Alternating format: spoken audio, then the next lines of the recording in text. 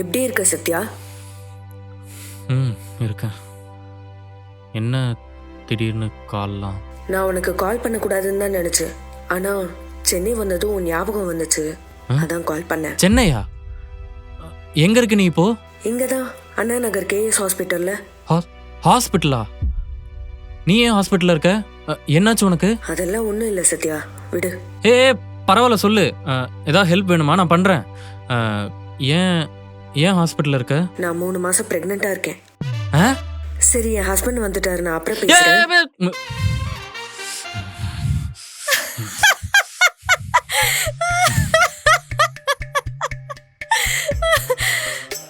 உண்மையாவா?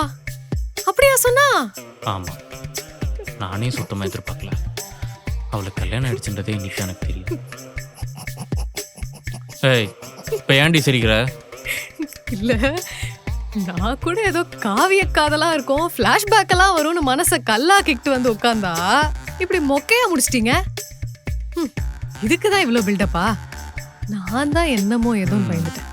இப்போ சிரிப்பா தான் இருக்கும். ஆனா ஒரு டைம்ல நாங்க எப்படி இருந்தோம் தெரியுமா? லைஃப்ல மறக்க முடியாத மெமரிஸ் அவ கூட நிறைய இருக்கு.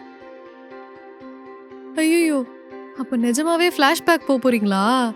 வேணாமே. அதெல்லாம் முடியாது. நீ தானே ஆசைப்பட்ட. நான் எல்லாத்தையும் சொல்லுவேன், கேளு.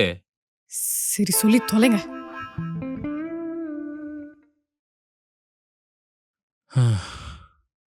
அவளை ஒரு கல்யாணத்துல தான் முத தடவை பார்த்தேன். மண்டபத்தில் யதார்த்தமாக ஒரு பொண்ணை பார்த்து பிடிச்சி போய் அந்த பொண்ணை பற்றி தெரிஞ்சுக்கணுன்னு ஆசைப்பட்டு அவளையே சைட் அடிக்கிற சுகம் இருக்கே, அதெல்லாம் பசங்களுக்கு மட்டும்தாண்டி புரியும்.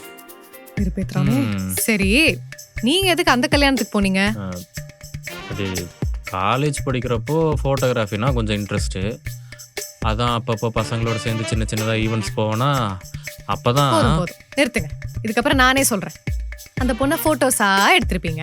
எடுத்த போட்டோஸ் எல்லாம் வாட்ஸ்அப்ல டாக்குமெண்டா அனுப்பவா அப்படி நம்பர் கேட்டிருப்பீங்க. அவளும் கொடுத்துருப்பா. 2 பேரும் அப்படியே பேசி பழகி அப்புறம் லவ் ஆயிடுச்சு, அதானே? ஆமா. இதெல்லாம் உனக்கு எப்படி தெரியும்? தெரியுமே, இதானே நடந்திருக்கோம்.